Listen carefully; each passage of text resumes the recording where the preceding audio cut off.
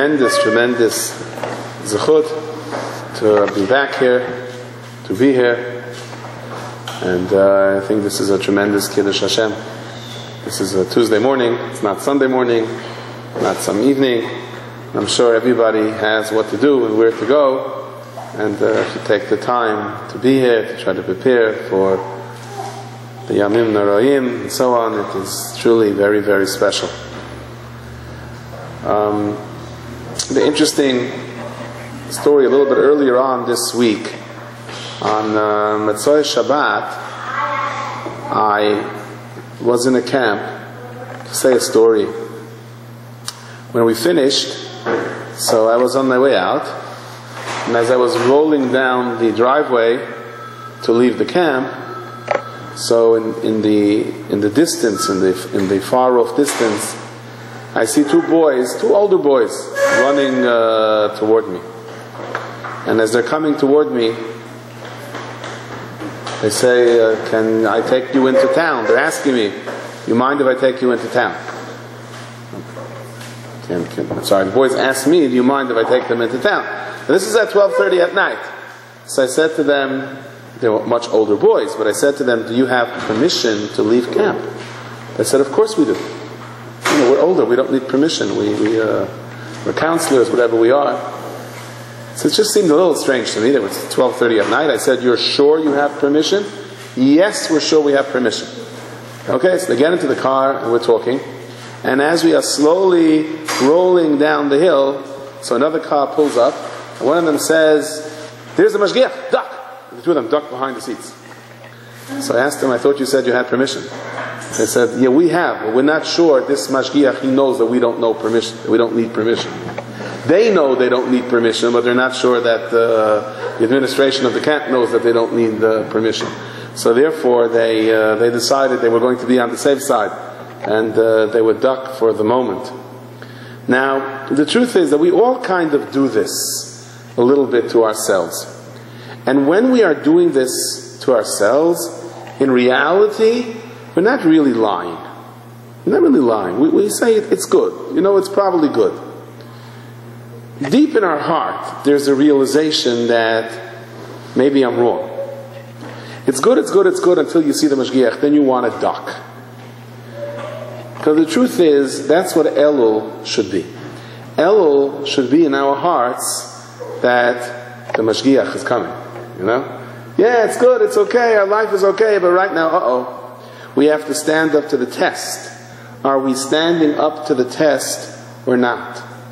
I remember driving with my car into a hotel, and the roof and some of the parking lots in the hotel are very, very low. That's so they can get in another floor, obviously, of parking. So as I'm driving in, and I have a high car, I have a van, so I stopped short. I don't know, I really wasn't interested in converting my van into a convertible, if you know what I mean. So the attendant said, no, I'm telling you, you're going to clear it. You're going to clear it. But I wasn't sure if I was going to clear it, because it had like these very low beams coming across, and then it goes up and down, so you don't even get a good look at the angle. So I took like one sharp turn, and I was sure that the top of the car is now going to be ripped off. So like out of intuition, just my kind of a gut reaction, like I ducked. So my wife was sitting next to me, she said, it's not going to help to duck. You're in the car.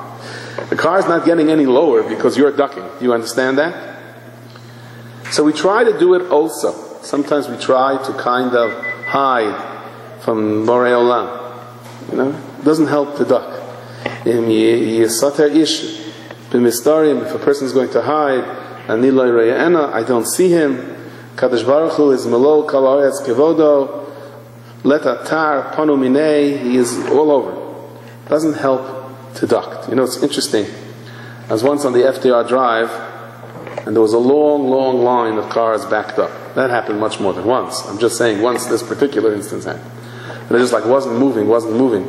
So people started getting out of the car, and they were slowly walking up, slower and slower, to see what was happening. And what was happening was that a tractor trailer came by, and he was trying to, the overpass was too low, and the top of the trailer hit the overpass.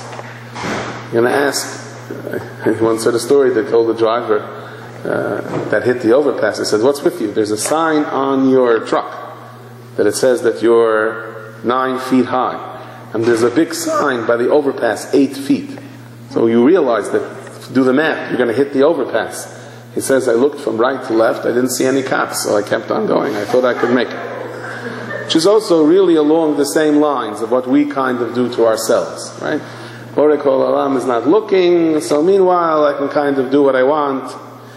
What's interesting is I was wondering to myself, here's this long line of traffic, I knew it was going to take time, but I was wondering to myself, how on earth are they going to get this truck out of there? How are they going to get this truck? And they do it in a very interesting way. What they do is they come out and they let the air out of the tires. They let the air out of the tires so that the trunk goes down. It goes down just enough so they can pull it out. So I said to myself also, a lot of times in life we're at an impasse. We can't make it. We're not passing through. It's not happening. Sometimes it's Shalom Bayis issues. Sometimes it's Shalom mother-in-law issues. Sometimes it's Shalom daughter-in-law issues, depending on how old you are. We're in a situation that we're not going to work. It's not going to work. And you say to yourself, no way am I backing off. Sometimes all we have to do is you let out a little bit of the air, from the tires, you come down a little bit, and suddenly you whiz right through. But that's not always the easiest thing to do, for us to do, to let the air out of the tires and to be able to come down. So I think that this is really, in a sense, what Elul is all about. Elul is, we have to decide, not whether we need permission or not, but imagine the Mashgiach is standing right in front of your nose. Do you need permission or don't you need permission? Elul is a reality that we are all going to have to face a din v'cheshbon, and we're not going to get away with it. It's really what Elul is all about. So the pasuk says, "Shoftim v'shatrim titein lecha." You should put, the way my Rebbe explained it in Cheder, police and judges, b'chal she'arecha. What is she'arecha? In all of your gateways.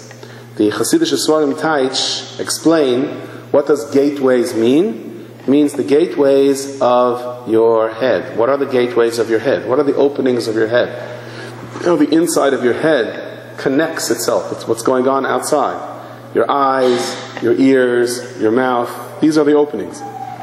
And a person has to put shoftim v'shotrim, he has to put policemen b'chal shi'arecha.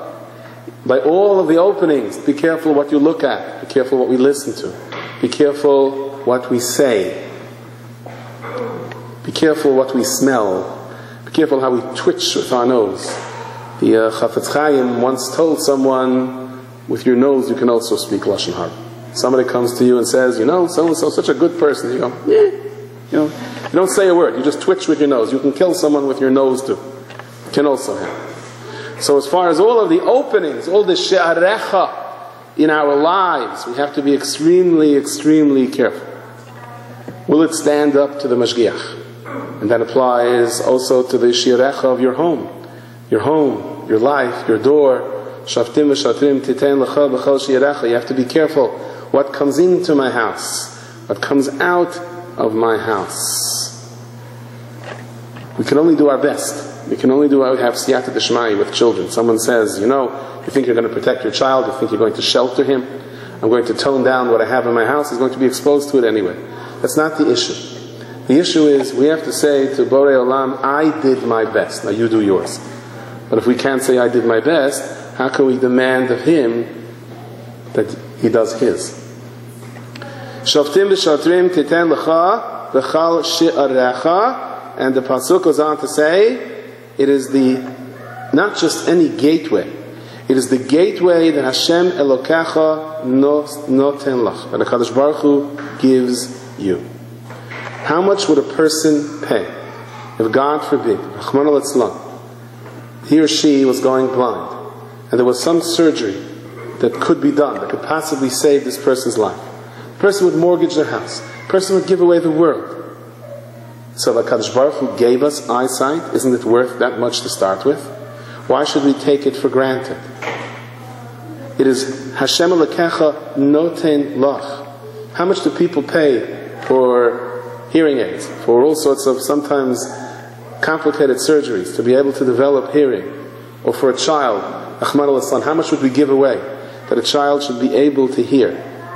So HaKadosh Baruch Hu says, so I gave it to you. I gave it to your ears, I gave it to you to your eyes. It's all there.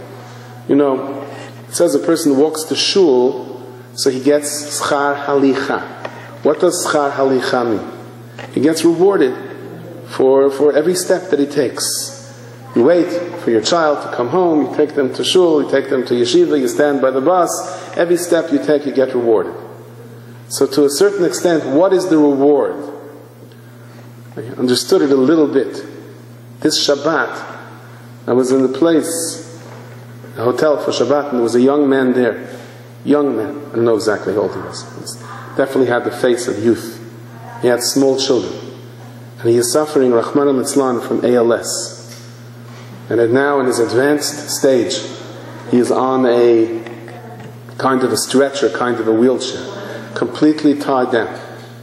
And the only thing that he could move, is the retina of his eye. And that is how he communicates. And they have developed now a computer which shoots a stream of light, a small stream of light, into the person's eye. So as a result, the person can move his eyes and create letters on the computer screen. And that is how he communicates. Of course, on Shabbat, they can't use it, so they have a chart. And that's how they follow his eyes, ABC chart or an Aleph-based chart. So a man told me that when he was there, one of the Hatzalah people that originally took care of him. It's a sad story how it first started. The whole family was ready to go to a wedding and he collapsed right beforehand and didn't know what it was until he was diagnosed. So the Hatzalah person that was there, he goes constantly to try to help out. So he says one morning he had an aide. An aide. It wasn't Jewish. It was sent by an agency to help out. And this aide was so touched by the scene, looked around at what happened, and she yelled out something to the effect of, why does God do this to people? And he heard it. And with his eyes on the computer, he says, tell her that whatever he wrote with his eyes, tell her whatever God does is good. Please tell her that. Tell her that right now. Whether she understands it or whether I understand it or not. This is what bothered him. This is what his answer is. So we look at that, and you have the power to be able to get up in the morning and walk. You have legs that move. You have arms that move. You have eyes that see. You can talk with your mouth. You can listen with your ears. Don't we have to treat this for how precious it is? For what a gift it is? Shaftim v'shatim titen lecha b'chol she'arecha. Please, I'm talking to myself also. I don't mean chas v'shalom to talk down to anybody. Talking to myself. But how we have to appreciate it. What is it? Why do we have to lose something? One of the things we daven for, we pray for. We say, "V'lo yitzdarchu amcha Yisrael zeh lezeh." That Klal Yisrael should not have to come on one to another. The simple meaning is, you shouldn't have to ask your neighbor, God forbid, for bread, for a handout, for help. The Kedushas Levi says like this: you don't appreciate your eyes until, God forbid, you see someone that can't see. Don't appreciate your ears until you see someone that can't hear. You don't appreciate your arms and legs until you see someone that has no movement of it. He says, May we be on a level that we don't need to look at someone else's pain in order to appreciate what we have. Let us appreciate it to start with. We talk about sniyut. So we talk about, my legs are a gift, my arms are a gift, my body is a gift. It's a gift of God. How do I want to respond to that gift? I want to respond to that gift with modesty. I want to respond to that gift of Ribono Shel Olam. Thank you so much. I don't want to be reminded the hard way of what it means not to have it. Realize that, there's a whole story now in some type of pyramid scheme. It always keeps popping up. But this was done on a website. And if you invested 1,000 and bought 5 more, or people with a whole chain thing, you got 10,000, 20,000, 30,000, 50,000, 100,000. And like everything else in the world, if it sounds too good to be true, generally speaking, it is too good to be true. So of course it crashed. Of course it was all sham. And at one point people kept reinvesting the money until they lost. And now they're trying to figure out who did it. They can't even figure out yet who did it. They'll figure it out. But as of now, they cannot even figure out who was behind this website yet. So imagine all these people running to invest 1,000, to invest 10,000, to invest 20,000. Why? Because human nature is what it is, the greed. And where are you putting your money? You're sending your money to a location that you don't know where the location is. You don't even know who it is. What is Hashem asking us to do? He's asking us to invest in our own future. He's asking us to invest. There is nothing, the mitzvah that you do cannot be taken away from you. It is credited to your account. You know who is in charge. You know who is taking responsibility. You know that this is not a website that is going to close. What you do now is going to last forever. The beauty of youth disappears. Disappears very, very quickly. You know, I was walking with my son. There was an old man in my shul. Very zisa, fine person, sweet man. High 90s. 2 people carrying him, and he's slowly walking, and he can hardly move. And we were waiting patiently for him to get up the steps, each step. And I said to my son, you see this man? This is if everything works out. This is if things go good for you. You get to be that life, right? So the beauty of youth is a test. God says, I'm going to give you a little bit of it. I'm not going to let you hold on to it for long. If you treat it correctly, if you treat it with tzniut, if you treat it the way you're supposed to, then it'll be a beauty that it's going to last forever. In a world that is very different than this world. It's our chance to invest in the future. We say in the Ana B'Korach, Kevavas Shomrein, guard us like the eyeballs. The Chassidish Svarim explain, guard your eyeballs. And as a result, Barchim Taharim, God will bless you, purify you. Rachamim Tzidkascha, all will be well. So Shoftim B'Shatrim Titen L'cha L'chal Shi'arecha. There's a famous story the Chavetz Chaim says, a man who gets onto a subway train, as soon as he sits down, he starts hanging up drapes, and he starts painting, and he starts making, cleans the windows, and puts cushions on the seat, and suddenly he realizes it's his stop. He says, what did I do this for? For a 15-minute ride? Am I out of my mind? This world is a 15-minute ride. That doesn't mean that life shouldn't be comfortable. It should be comfortable for everyone, to have a chavas hadat, to be able to have big, beautiful houses, to raise children, to get together, to have a beautiful Shabbat table. But let's bear in mind that it is still temporary. The things that you do with Mesirat Nefesh, the things that you do that require more than that. Shoftim v'shatrim titen lecha v'chal shi'arecha. It is yours. Hashem alekacha noten lach. This is what HaKadosh Baruch Hu gives you forever. But there's something else that the word shi'arecha means. And the Pasuk says that you should have policemen by all your gateways. The gateway to a new day. We live today in a world where everything is calculated for us. I sat down with a life insurance agent. Trust me, only after he called me multiple times. And he takes out all these charts. And he starts telling me that basically he's telling me by age 40 you're going to be this, by age 50 this, by age 60 this. He already figured out when you're going to live, when you're going to die, when you're going to get sick, when you're going to need an A. Whoa, slow down. Slow down. I like to take one day at a time. I'm not saying you shouldn't purchase life insurance. What I'm saying is, we live in a society where everything is calculated. Everything is calculated. There are think tanks that predict exactly where the world is going. But you know something? If you look at these big think tanks in Washington, the political think tanks, the financial think tanks, 10 years ago, and you look at what they predicted, it has no connection to what happened in the course of time. 10 years ago, nobody predicted that all of the Arab countries are going to fall. That Iraq and Iran and Afghanistan will turn out the way it was. Even post 9/11, never mind pre 9/11. No one really predicted what's going to happen. The financials, up and downs, the almost crashes of the world economy. You know why? It's not because they didn't predict good. Remember that used to have a little thing, you would get it from Niagara Falls. You know, your cousin got to Niagara Falls and you got this little thing with water inside, it had like a little rice or something. Right? So you can predict where all the rice is going to fall. You pick it up and you shake it, you can't predict anymore. The rice goes all over the place. You don't know where it's going to. We live in a world where we have everything figured out. Oh no, if I don't get married by this and this day, it's going to be all over. That's the attitude that people have. Peer pressure. If I don't have a baby within 1 year after I'm married, I'm in trouble. The Borei Olam wants us to take every single day at a time. And HaKadosh Baruch Hu says, do me a favor, leave the future to me, okay? Because you don't know anyway where you're heading for.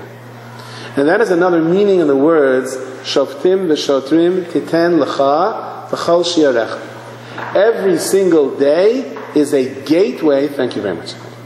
Every day is a gateway to a brand new day. Appreciate the day that you're in. You wake up in the morning, you say, you thank Hashem that you returned my neshama. You know what it means that you returned your neshama? That means you were given another chance. You were given another chance. I remember, I once went, when I first started teaching, it goes back 30 years ago, I went to a course. And there was a certain professor that was giving this course in classroom tactics and discipline. And, we're all grown people. And he had a certain rule. His rule was if you came 5 minutes late, you could not come into the class. And a man came, he walked in about 5 minutes late, he bangs on the door. And the professor goes over to the window and says, the man says, please, let me in. Please, let me in. He walks back, shows him his watch, this is my rule.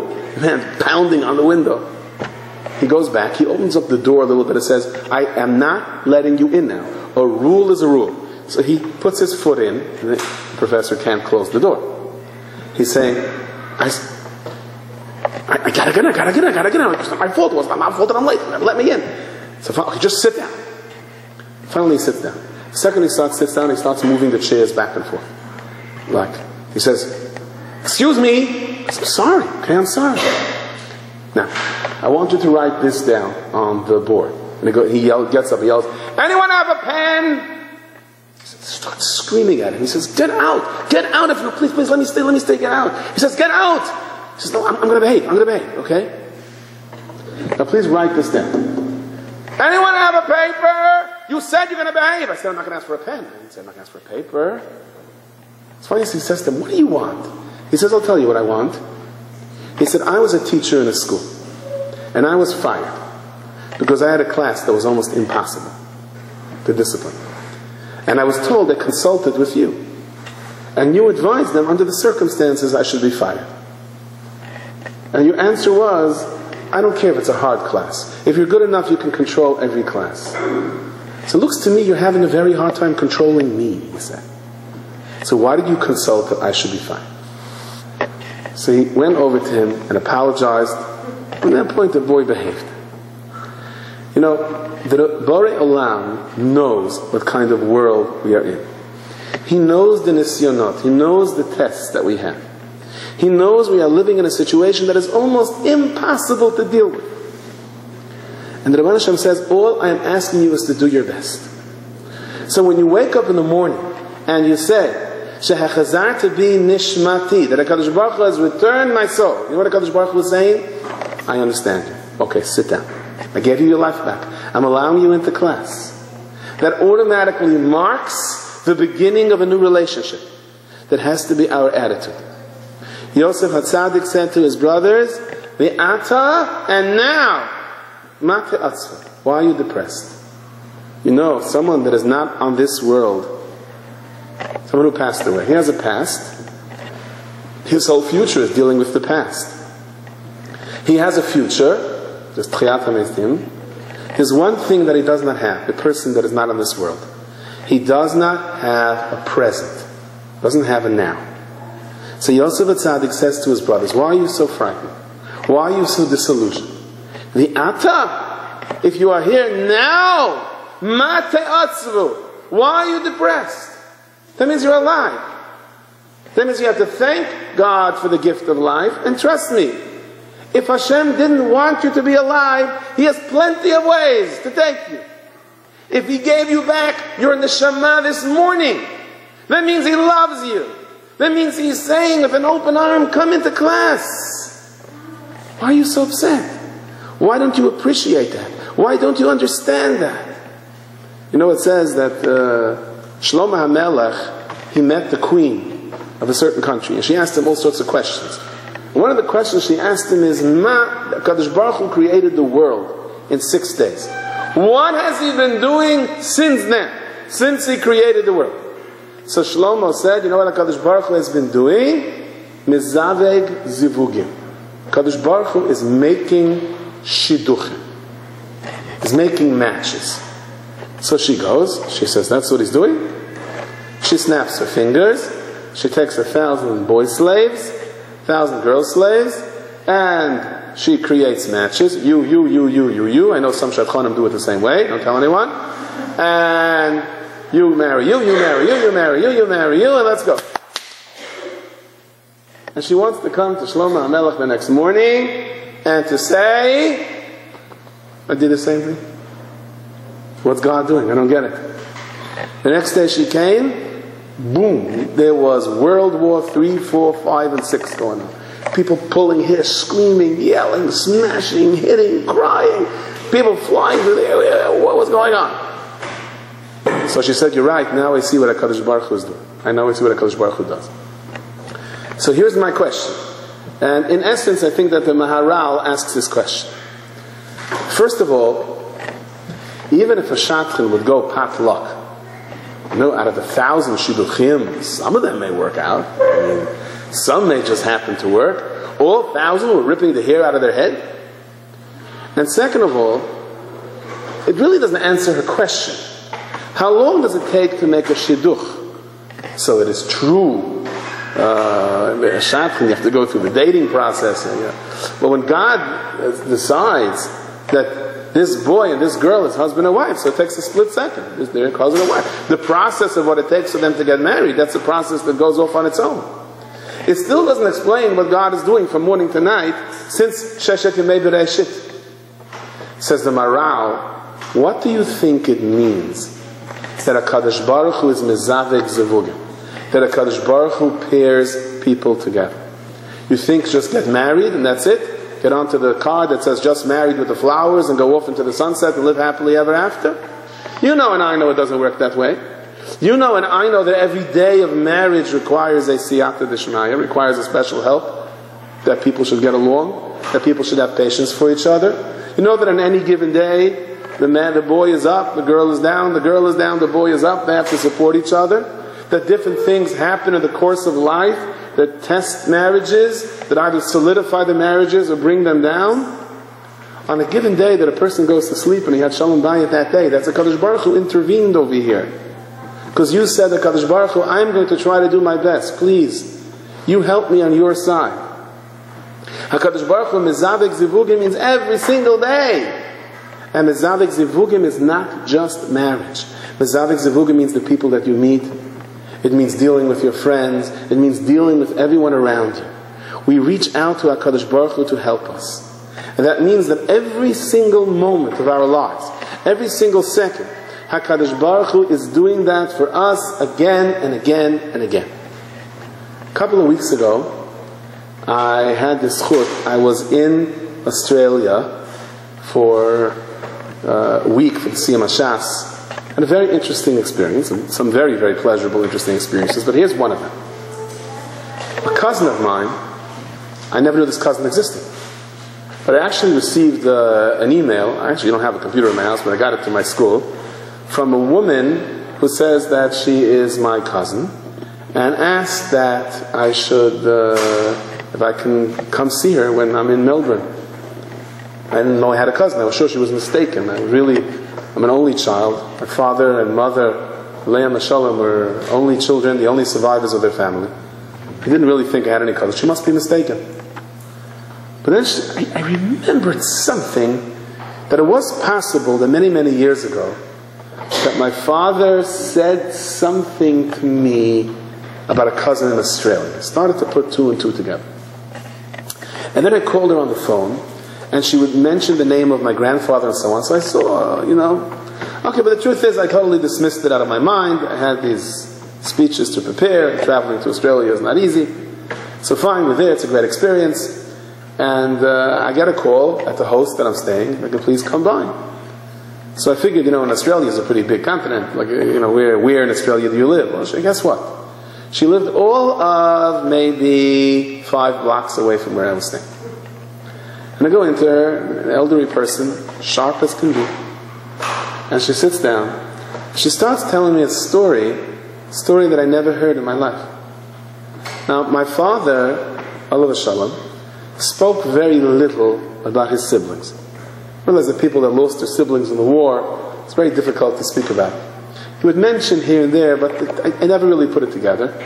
And I never pressed him on it, because it was uncomfortable for him, and now it's more important to me. I wish I would have known more.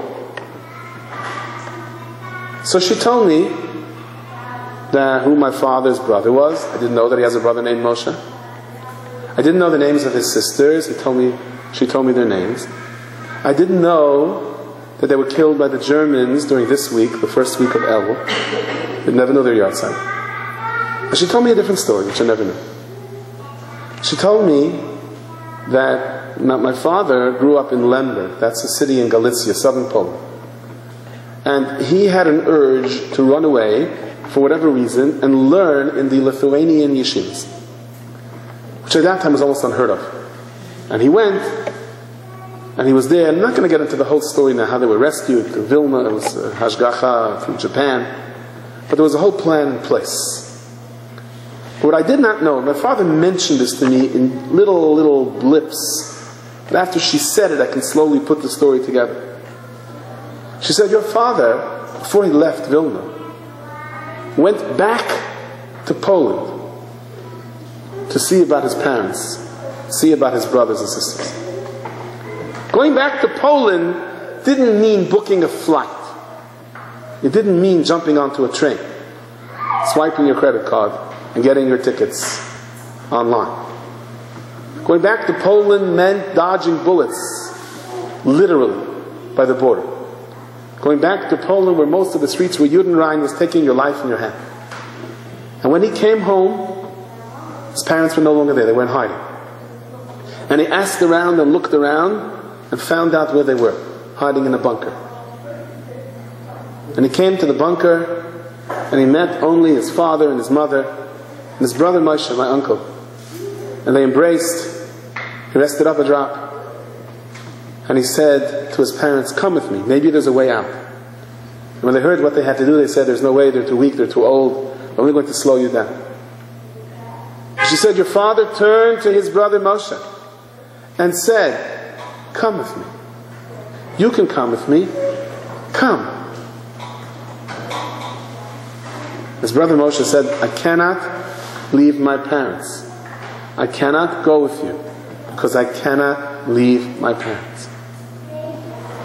And at that point, the father wanted to make a decision that maybe I should also stay. Whatever's going to be, it's going to be. And my grandfather said, no, go. At least there will be generations. He says he ran home. She told me, my father ran home to his house, which was already, there were no Jews there. Took some of the svarim that he still had, packed it in a briefcase.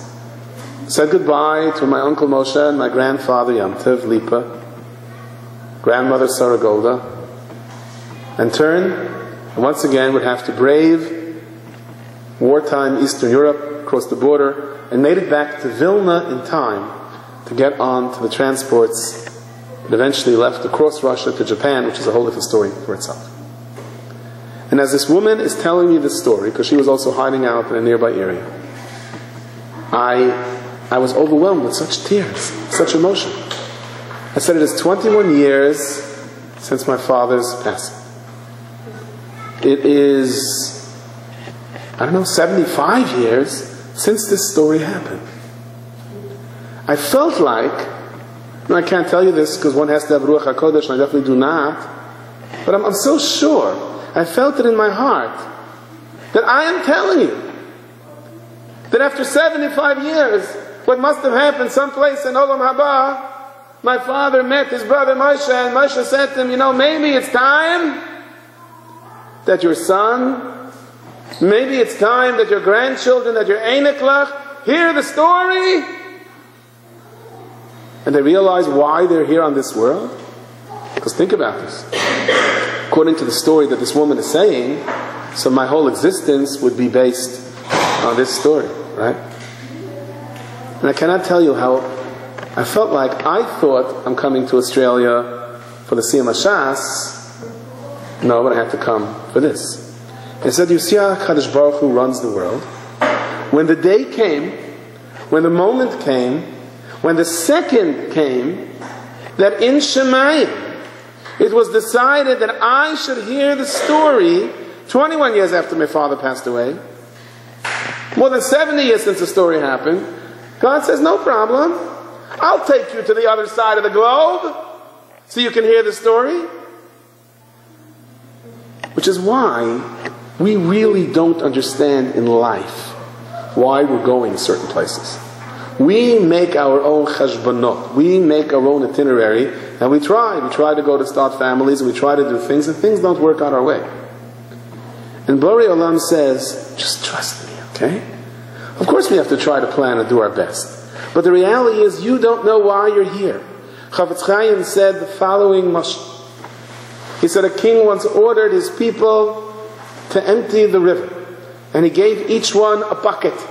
And they all came with the buckets. And they noticed that the buckets had holes on the bottom. So if you tried to fill up the water came sopping right through. Most of them tried a few times. Maybe there's some trick. No, the water comes out. In disgust, they threw the buckets into the water and left. They were angry. They were upset. Why is the king making a mockery out of it?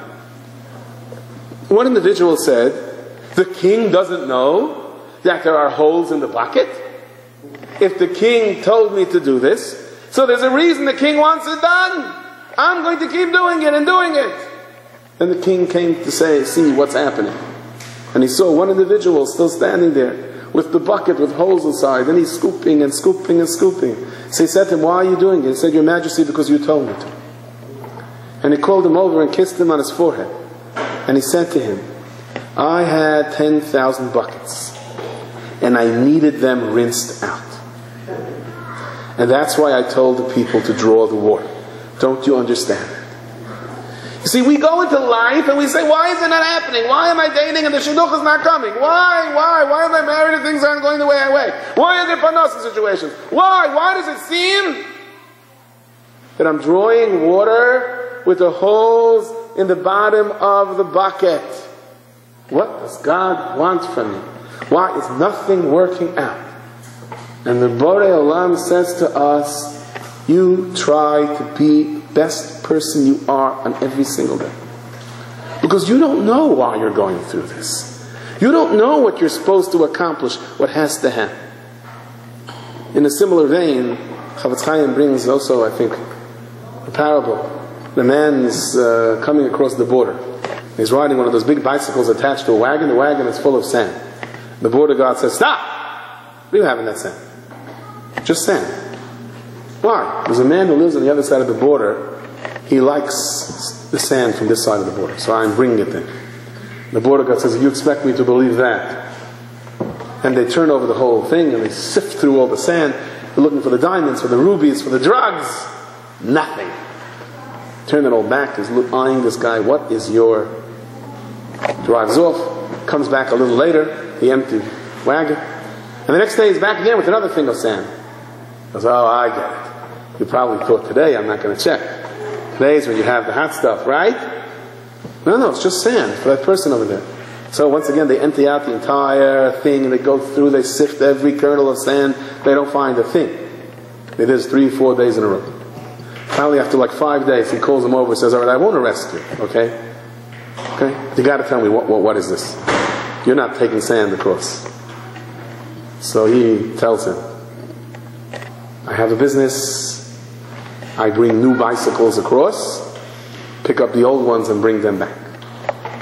But the man was so focused on the sand, he was so absolutely sure that he's smuggling something in the sand, it didn't even occur to him to look. So The Chafetz Chaim says we don't know why we are down here in the course of our lives. So we may think we're failures. We may think that things aren't happening, but it's not true. In reality, things are happening. You know, there was a doctor in Williamsburg. His name was Dr. Burstein. Zecher Tzaddik Levracha. He was a Yiddish big tzaddik.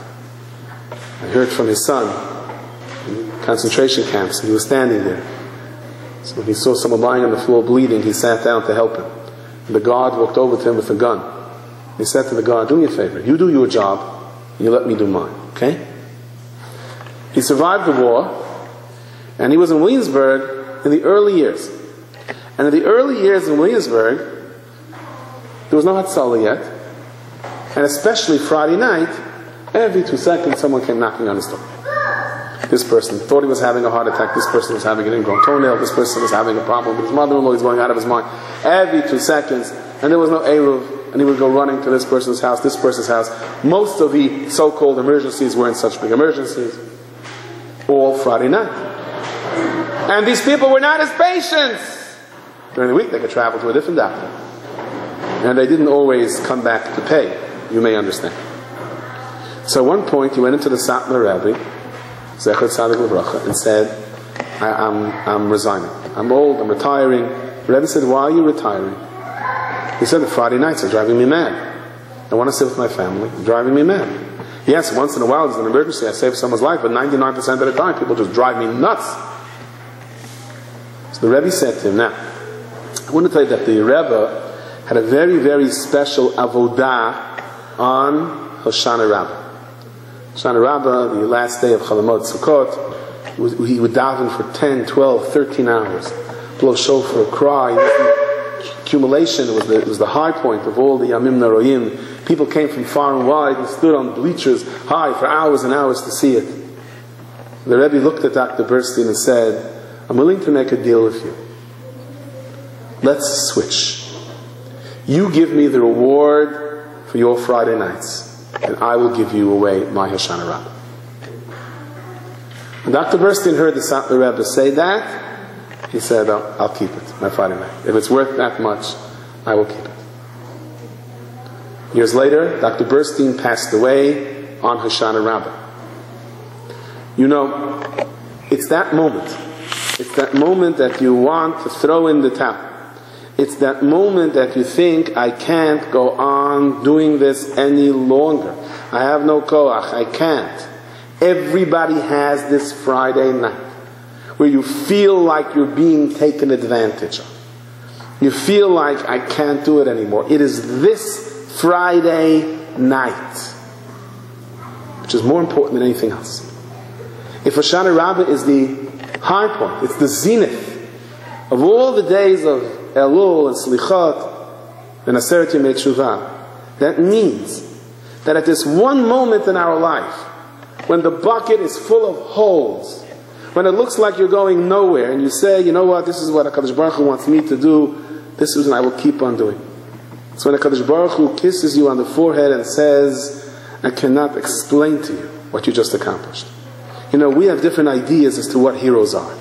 Our idea of a hero is someone on a cape with a big, whatever he has, a S or a Samach on his chest, and he jumps off the roof to save somebody.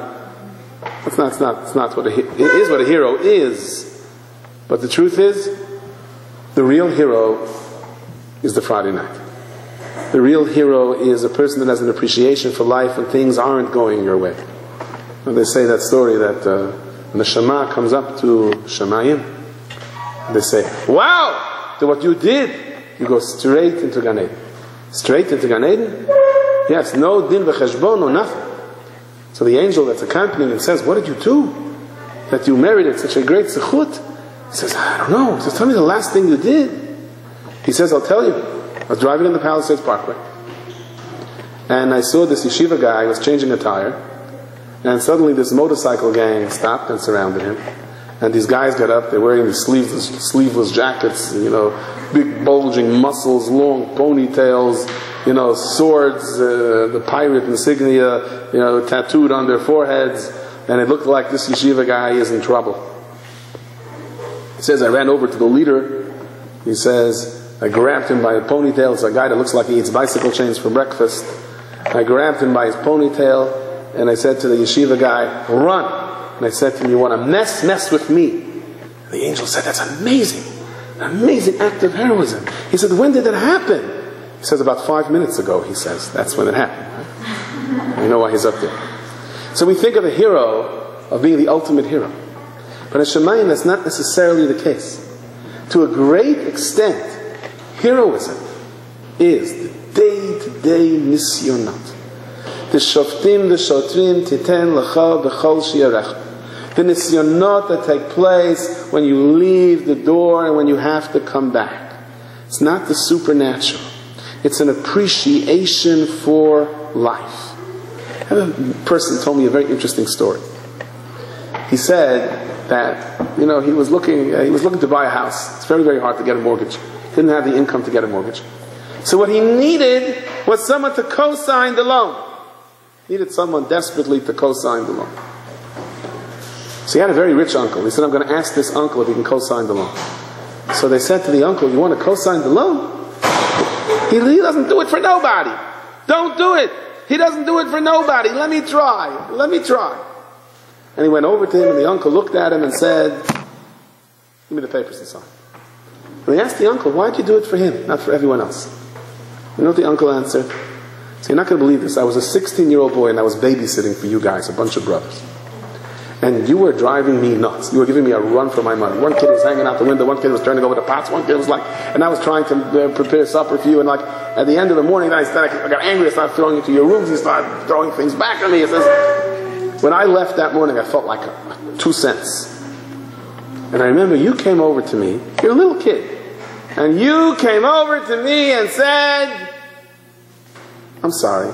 Thank you. Thank you, Uncle so-and-so. I felt so good.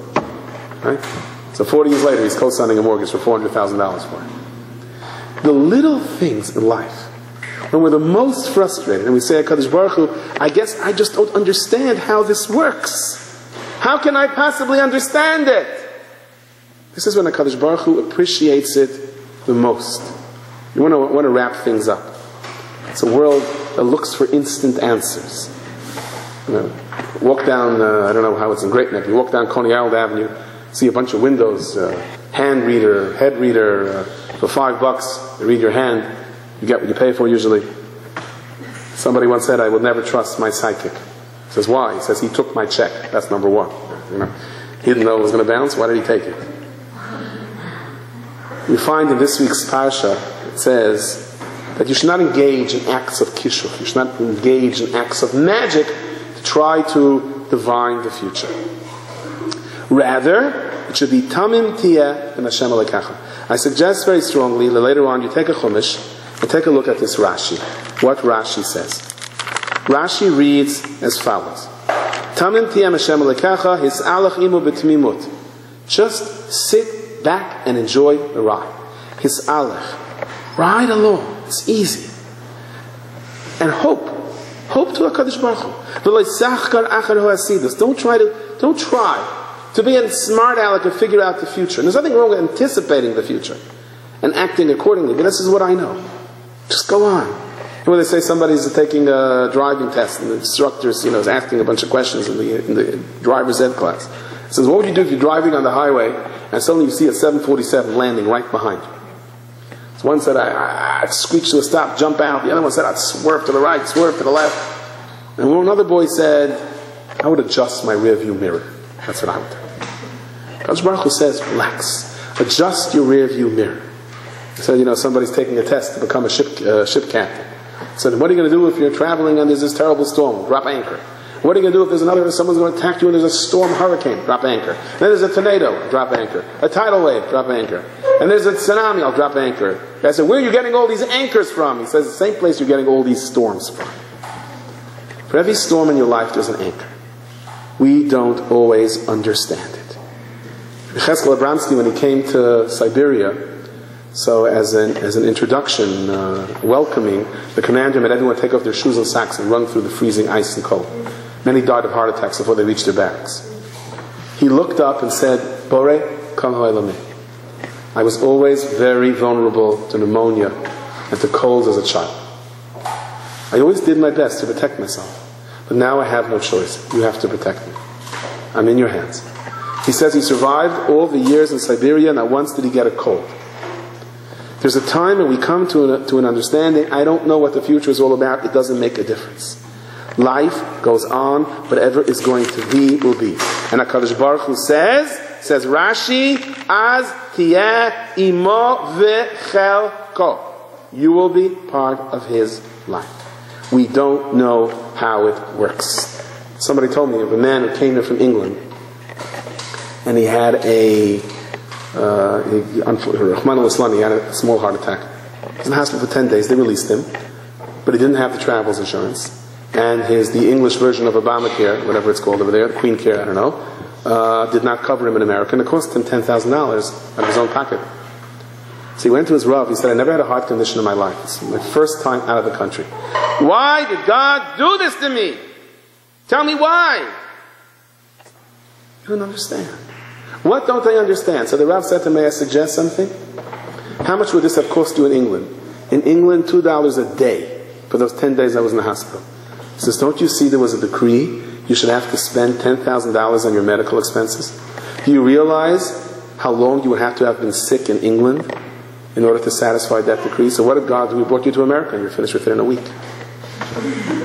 We don't know how it goes, but we have to believe in ourselves.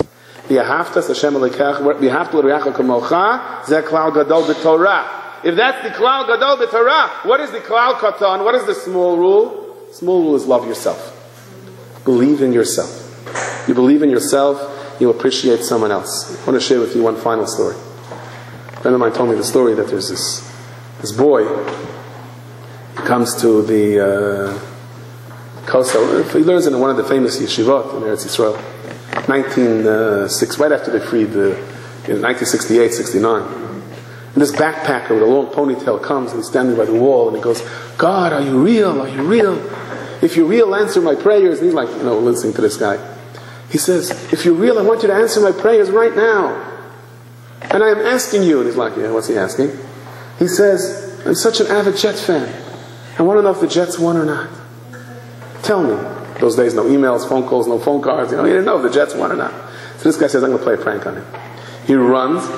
He calls to America. He will invest the $20 on the call. Finds out the Jets won by 20 points that day. And as this guy is leaving, he walks away from the wall, walks over to him and says, Shalom Aleichem, how are you? How's everything? By the way, I don't know why I have this urge to tell it to you, but you should know the Jets won today by 20 points. He stands there, freezes, turns around, races to the wall. God, you're real, he can't believe it. They came back, they told the Rosh Hashiva what happened, they're laughing. Rosh Hashiva calls him the boy, he says, you're so foolish, you don't understand what happened over here. He says, this person sincerely asked God to tell him if the Jets won. When you sincerely offer a prayer, Hashem answers you. So God made you play this trick on him. Well, the trick's on you, because the bottom line is, God answered him if the Jets won or not. He got the answer to his prayer. We don't realize the power that we have, power of a tear, the kochos that we have. If we understood, if you're alive, because the Kadosh Baruch Hu gave you your life, Kadosh Baruch Hu said, come back into the classroom, then there's the gift of life. We understand the gift of life, we understand the gift of prayer. We understand the gift of prayer, we understand how powerful the tear is. If we understand how powerful the moment is, and especially the most frustrating moment in life when you're turning around and say, Hashem, there's holes at the bottom of the bucket, just tell me what you want me to do. And that is our guarantee for a kitiva, chatima tova, a blessed year of brachot and achat for everybody.